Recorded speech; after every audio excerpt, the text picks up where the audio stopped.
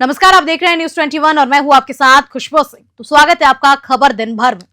उप मुख्यमंत्री दिया कुमारी ने लोकसभा में नेता प्रतिपक्ष राहुल गांधी के उस लेख की निंदा की है जिसमें उन्होंने पूर्व राज परिवारों के विरुद्ध अनगढ़ टिप्पणी की है। उप मुख्यमंत्री दिया कुमारी ने कहा कि राहुल गांधी ने अंग्रेजी और हिंदी अखबारों में अपने लेख के माध्यम से पूर्व राज परिवारों पर सारहीन आरोप लगाया है कि महाराजाओं को रिश्वत देकर अंग्रेजों ने भारत पर शासन किया। राहुल गांधी द्वारा लिखे गए लेख में पूर्व राज परिवारों की छवि धूमिल करने की प्रयास की मैं कड़े शब्दों में निंदा करती हूं। डिप्टी सीएम दिया कुमारी ने कहा कि एकीकृत भारत का सपना पूरा करने के लिए सभी राज परिवारों ने अपना सर्वस्व न्यौछावर कर दिया। राहुल गांधी को इतिहास की जानकारी नहीं है। उनके द्वारा इतिहास के तथ्यों को जाने बिना इस तरह के लेख लिखना नितांत आवश्यक और निंदनीय है। वो अपनी राजनीतिक छवि को चमकाने के लिए दूसरों के परिवारों पर कीचड़ उछालना बंद करे और अपने संवैधानिक पद की मर्यादा को बनाए रखे। कांग्रेस नेता राहुल गांधी को पूर्व राज परिवार पर इस तरह के अनगढ़ आरोप लगाने से पहले इतिहास के तथ्यों को जानकारी कर लेनी चाहिए। इस तरह के आरोप लगाकर राहुल गांधी समाज के विभिन्न वर्गों में दरार पैदा करने की कोशिश कर रहे हैं, जो कि निंदनीय है। जयपुर से ब्यूरो रिपोर्ट। राहुल गांधी जी के लिए तो मैं क्या बोलूं। राहुल गांधी जी तो आज भी उल्टा सीधा, कल भी आपने देखा होगा एक लेख उन्होंने लिखा है। उस लेख में कहा कि राजे महाराजे तो रिश्वत लेके अंग्रेजों का साथ दिया, उन्होंने ईस्ट इंडिया कंपनी का साथ दिया। अरे महापुरुष, कम से कम इतिहास तो पढ़ लिया होता। राजा महाराजाओं ने बहुत कुछ दिया। जब भारत का एकीकरण हुआ उस समय जो उनका बहुत बड़ा योगदान था उसको शायद वो राहुल गांधी ने पढ़ा नहीं है, जानते नहीं है। तो मैं आपको बोलना चाहूंगी, थोड़ा तथ्यों की जानकारी तो कर लीजिए, हिस्ट्री की नॉलेज तो अपनी थोड़ी सी अच्छी कर लीजिए। आपको कुछ जानकारी नहीं है, सिर्फ जातियों को तोड़ो, सब एक ही समाज में लड़ाइयां कराओ, ये सब चीजें ही करते हैं ये और इनकी पार्टी। तो इनके बहकावे में मत आना। ये तो समाज को भी तोड़ना चाहते हैं, जातियों में भी लड़ाइयां करवाना चाहते हैं। तो ये ऐसी पार्टी और ऐसे नेता, इनका तो बहिष्कार करना चाहिए आपको पूर्ण रूप से। और जिसने महिला आरक्षण बिल पे अच्छी खासी लंबी चौड़ी बहस की, ऐसी पार्टी को तो अपने घर तक भी अगर वोट मांगने आए ना तो आप वहीं से रवाना कर देना इनको। इनका हक नहीं है आपसे वोट लेने का। इन्होंने आपके अधिकार के बारे में नहीं सोचा, वोट लेने किस मुंह से आ गए आपके पास। ठीक है, तो मेरी बात आप सब समझ गए होंगे और आप सबको मैं यही कहना चाहूंगी कि अब सब मिलकर 13 तारीख को जाके वोट जरूर डालिए। घर में काम तो होते रहते हैं, शादियां भी होती रहती हैं, लेकिन सबसे महत्वपूर्ण काम है जो 5 साल में एक बार आता है, वो है वोट डालने का। और वोट आप जरूर दीजिए, कमल के फूल के बटन को दबाएं। उसके श्री योग वेदांत सेवा समिति बाड़मेर, राजस्थान समिति सूरत के तत्वाधान में गुरुवार को जालोर शहर में कीर्तन यात्रा का शुभारंभ हुआ। समिति प्रवक्ता ने बताया कि कीर्तन यात्रा संत आसाराम की पावन सत्प्रेरणा से समाज में एक आत्मक का संदेश देने के उद्देश्य से पूरे विश्व में आयोजित की जाती है। कीर्तन यात्रा जालोर से शुरू होकर अहोर से होते हुए भांद्रा जून के मुख्य मार्गों से गुजरी। पूज्य श्री की आरती उतारकर यात्रा का समापन किया गया। ये 7 दिवसीय भक्ति जागृत प्रचार यात्रा राजस्थान के विभिन्न क्षेत्रों में आयोजित की जा रही है। जालोर से ब्यूरो रिपोर्ट। उप मुख्यमंत्री दिया कुमारी गुरुवार को दौसा पहुंची। उन्होंने यहां भाजपा महिला मोर्चा के सम्मेलन में राहुल गांधी पर जमकर हमला बोला। उप मुख्यमंत्री ने भाजपा प्रत्याशी जगमोहन मीना के समर्थन में पार्टी के महिला मोर्चा द्वारा आयोजित एक कार्यक्रम में भाग लिया। इस दौरान कार्यकर्ताओं ने डिप्टी सीएम दिया कुमारी का रौद्र रूप देखा। उप मुख्यमंत्री दिया कुमारी ने राहुल गांधी पर तंज कसते हुए कहा कि अरे महापुरुष, इतिहास तो पढ़ लिया होता। उपस्थित महिला कार्यकर्ताओं को संबोधित करते हुए दिया कुमारी ने भाजपा कार्यकर्ताओं में आने वाले 13 तारीख को घर घर से वोटरों को प्रेरित कर बूथ तक पहुंचाने के लिए कमर कस चुके हैं और ये मात्र शक्ति की जिम्मेदारी है कि घर का कोई भी व्यक्ति वोट देने से बाकी नहीं रहे। इस अवसर पर भाजपा प्रदेश मंत्री भूपेंद्र सैनी, जिला अध्यक्ष प्रभु दयाल शर्मा, पूर्व विधायक दौसा शंकर शर्मा, जिला अध्यक्ष महिला मोर्चा लक्ष्मी रेला सहित कई जनप्रतिनिधि गण व बड़ी संख्या में कार्यकर्ता मौजूद रहे।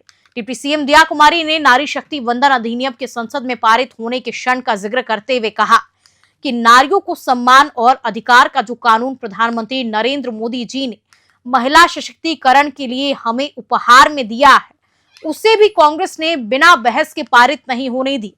ऐसे में अब उन्हें महिलाओं से वोट मांगने का कोई अधिकार नहीं होगा। दौसा से ब्यूरो रिपोर्ट। महिलाएं जानती हैं कि उनकी बात कौन सी पार्टी करती है। अरे माइक नीचे करो ना, मुंह में घुसा। अगर महिलाओं के बारे में किसी ने सोचा तो सिर्फ और सिर्फ नरेंद्र मोदी जी ने सोचा। सारी योजनाओं का केंद्र बिंदु भी महिला ही है, इसलिए महिलाएं हमारे बहुत ज्यादा उत्साह है और ये निश्चित भारतीय जनता पार्टी को जिताएगी।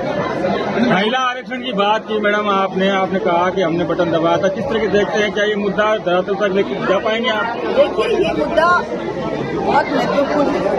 मैं भी उस समय सांसद थी और मैं खुद मुझे हैरानी हुई कि कैसे विपक्ष इस बिल पर बहस कर रहा है। ये तो बिल सबकी सहमति से पास हो जाना चाहिए, लेकिन हुआ नहीं। ये रात को 12 बज गए तब जाके ये पास हुआ, पूरे दिन भर नहीं। इसका मतलब आप इस चीज की बिना आप चाहते नहीं कि महिलाओं को उनका अधिकार मिले। राहुल गांधी ने के लिए लिखा है, उस पर क्या प्रतिक्रिया? राहुल गांधी जी के लेख पे तो मैं बहुत निंदा करती हूँ। उन्होंने पूरे राज परिवारों के ऊपर इस तरह से टिप्पणी की, बिल्कुल ऐसी टिप्पणी है जिसमें कोई तथ्य नहीं है, कोई हिस्टोरिकल फैक्ट्स नहीं है। उन्होंने कहा कि उन्होंने रिश्वत की, राज परिवारों ने रिश्वत की अंग्रेजों से और ईस्ट इंडिया कंपनी को बना दी। ऐसी बात वो करते हैं जबकि हिस्टोरिकली ये बिल्कुल सही नहीं है। उल्टा पूरे राज परिवारों ने बहुत कुछ दिया। जब हमारे देश का एकीकरण हुआ उस समय सबसे पहले पूरे राज परिवारों ने ही अपनी संपत्तियां हो चाहे कुछ भी हो, सब कुछ आगे बढ़कर गवर्नमेंट को दी। ये बात तो बिल्कुल ही मुझे लगता है पता नहीं किसने उनको बता दी कि वो इस तरह की बात कर रहे हैं। सब बात तो ये है कि वो जातियों को, धर्म को, हर प्रकार के समाज को डिवाइड करना चाहते हैं। वो वही पॉलिसी अपना रहे हैं जो कि ब्रिटिशर्स ने। लेकिन इसके बाद क्या लगता है क्यों आखिर दिया होगा? आप कह रही हैं कि जातियों को बांटने की बात कर रहे हैं और जिस तरीके से तथ्यों के अलावा बात की है, तो क्यों आखिर क्या लगता है क्यों उन्होंने इतना दिया होगा? तो पूछिए ना, आधे से ज्यादा तो वो क्या बोलते हैं, क्यों बोल जाते हैं, उन्हीं को जानकारी होती है और किसी को नहीं होती है। हमारे देश की बुराई करते हैं विदेशों में जाके, जो हमारे देश की विदेशों में जाके बुराई करता है, ऐसा नेता तो मुझे लगता है कि हम सबको सोचना होगा कि ये नेता कैसे बन गए और इनको शर्म आनी चाहिए कि वो हमारे देश की जाके बाहर देशों में बुराइयां करते हैं। उनके बारे में क्या बोलते हैं, तो पता नहीं कैसे दिमाग चल। अलवर के सूर्यनगर स्थित भैरू बख्श मिष्ठान भंडार के शोरूम में कुछ दिन पहले रंगदारी मांगने और तोड़फोड़ करने की घटना सामने आई थी। घटना के बाद आरोपी फरार हो गए। इस मामले में पुलिस ने 3 बदमाशों को गिरफ्तार किया। पुलिस ने बताया कि इसमें महेंद्र मिस्ट्री शीटर जो कि इनबी क्षेत्र का रहने वाला है, जबकि दिनेश झुंझुनू का रहने वाला है और देवीराम MIA क्षेत्र का रहने वाला है। पुलिस ने तीनों बदमाशों का जुलूस निकालते हुए पैदल उन्हें घटनास्थल तक लेकर पहुंची। वहां घटनास्थल का मौका मुआयना किया और उसके बाद तीनों को न्यायालय में पेश किया। पुलिस ने कहा कि आमजन में विश्वास और अपराधियों में भय बना रहे, इसलिए बदमाशों का जुलूस निकाला गया है। बदमाश इन कपड़ों में थे। पुलिस ने उस हालत में ही उनको गिरफ्तार किया। अलवर से ब्यूरो चीफ प्रदीप गोयल की रिपोर्ट। बेसिकली ये घटना 4 तारीख की है। 4 तारीख की रात को ये लोग कुछ लोग आते हैं यहाँ पे रंगदारी के हिसाब से, यहाँ पे आके डराते धमकाते और तोड़फोड़ करते हैं दुकान पे। पुलिस को सूचना मिलते ही हम मुकदमा दर्ज करते हैं और पुलिस ऐसे ही उसी समय NEB जो थानाधिकारी हैं SHO दिनेश जी, उनके निर्देशन में एक टीम गठित होती है जिसमें वैशाली थाने के भी जैसे रिजवान और मानविंदर जैसे जो सिपाही हैं मजबूत, उनको टीम में गठित करके इनकी धरपकड़ हेतु इनको बनाते टीम लगाते हैं। तो आज दिन में मुखबिर द्वारा सूचना मिली कि फलाना इस जगह पर ये जो उस दिन के जो आरोपी थे वो मौजूद हैं। तो टीम बना के उनको वहाँ से दस्तयाब किया गया, थाने पे लाके बाद पूछताछ उनको गिरफ्तार किया गया और पूछताछ के दौरान फिर हम जब यहाँ पे इस जगह लेके आए तस्दीक नक्शा मौका के हिसाब से कि घटना इस तरह की तस्दीक हो जाएगी। सर, इनको पैदल लाना और बिना कपड़ों में लाना क्या उद्देश्य है पुलिस का? बेसिकली ये था बिना कपड़ों के जो वस्त्र इनको मिले थे जो वो पहने हुए थे। दूसरा ये बात है कि हम उस धारणा पे चल रहे हैं कि अपराधियों में और आमजन में विश्वास, ये चीज़ है। तो तस्दीक जो ये रूटीन प्रोसीजर है उस दौरान हम उसके तहत हम इनको यहाँ पे लेके आए। व्यापारी भी खुश नजर आ रहे हैं इस बात को लेकर? देखिए, बात कुल मिला के ये चीज़ है कि कहीं ना कहीं जब अपराध समाज में बढ़ते हैं तो कहीं ना कहीं एक समाज में एक दुख की भावना पैदा होती है। तो पुलिस का जो मेन कर्तव्य है वो यही है कि हम कहीं ना कहीं अपराधों की बिल्कुल रोकथाम करें, उनको प्रिवेंट करें, ठीक है, और अपराधियों को जल्द से जल्द कार्रवाई करके जेल के सलाखों के पीछे पहुँचाएँ। तो ये सब घटनाक्रम होने के बाद में एक व्यापारी वर्ग में वापस से एक उम्मीद जगी है। ये वापस एक पुलिस के प्रति एक अच्छी भावना के साथ विश्वास, बिल्कुल विश्वास है इनमें कि पुलिस सही कार्रवाई करेगी और अपराधियों में एक भय का माहौल है। भिवानी पुलिस अधीक्षक ज्येष्ठा मैत्रेयी के नेतृत्व में तिजारा थाना पुलिस ने बड़ी कार्यवाही करते हुए कई ऐसे अपराधियों को गिरफ्तार किया है। आसपास के इलाके में साइबर ठगी की वारदात को अंजाम देते थे। करीब 1 दर्जन से अधिक लोगों की गिरफ्तारी से साइबर ठगों में हड़कंप मच गया। तिजारा डीएसपी शिवराज सिंह ने बताया कि पुलिस अधीक्षक के दिशा निर्देश में इलाकों के कई जगहों पर रेड मारी गई, जिसमें वांछित अपराधी और साइबर ठगी करने वालों को डिटेन किया गया है। अभी और भी जो अपराधी इलाके का सौहार्द खराब करने में लग रहे हैं, उनके खिलाफ लगातार कार्यवाही की जा रही है। टीम में थाना इंचार्ज सब इंस्पेक्टर सुहेल सहित पुलिस टीम मौजूद रही। अलवर से ब्यूरो चीफ प्रदीप गोयल की रिपोर्ट। अधीक्षक महोदय भिवाड़ी के दिशा निर्देशन में लगातार वांछित अपराधियों और साइबर क्रिमिनल्स के खिलाफ कार्रवाई की जा रही है। उसी कड़ी में आज इलाका थाना तिजारा के अंदर अलग अलग टीमें गठित करके वांछित अपराधियों और साइबर क्रिमिनल्स के खिलाफ दबिश दी गई थी। उस रेड में दर्जन भर से ज़्यादा लोगों को डिटेन किया गया है और उनके बारे में अनुसंधान चल रहा है और अग्रिम कार्रवाई जारी है। अरुणोदय जन विकास परिषद के बैनर तले जयपुर के प्रताप नगर में आज विशाल छठ पूजा का आयोजन किया जा रहा है। सेक्टर 15 के सामने देहरावास बालाजी मंदिर के सामने हाउसिंग बोर्ड के ग्राउंड पर ये भव्य आयोजन किया जा रहा है। परिषद के अध्यक्ष और अंतर्राष्ट्रीय ब्राह्मण महासभा के जिला अध्यक्ष प्रमोद पाठक ने बताया कि गुरुवार को अरग का सूप सजाया गया और छठ व्रती सब परिवार तथा पड़ोस के सारे लोग असल चलगामी सूर्य को अर्घ देने के लिए घाट पर पहुंचे। गुरुवार की शाम को यहां सामूहिक रूप से डूबते सूर्य को अर्घ दिया गया। इसके साथ छठी मैया की प्रसाद भरे सूप से पूजा भी की गई। वे भगवान सूर्य को जल एवं दूध का अर्घ दिया गया। चौथा दिन छठ पर्व का अंतिम दिन होता है। शुक्रवार की सुबह उगते हुए सूर्य को अर्घ दिया जाएगा और इसी के साथ छठ महापर्व का समापन होगा। जयपुर से ब्यूरो रिपोर्ट। खबर हनुमानगढ़ के रावतसर से है, जहां जिला कलेक्टर काना राम ने राज्य सरकार के जन सुनवाई कार्यक्रम की ग्राम पंचायत चाइया में जन सुनवाई की।